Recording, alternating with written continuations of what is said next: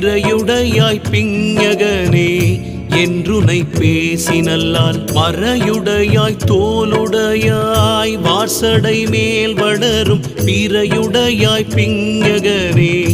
என்றுனை பேசினல்லால் குறையுடையார் குற்றம் ஓராய் கொள்கையினால் உயர்ந்த நிறையுடையார் இடர்களையாய் நெடுங்களமேயவனே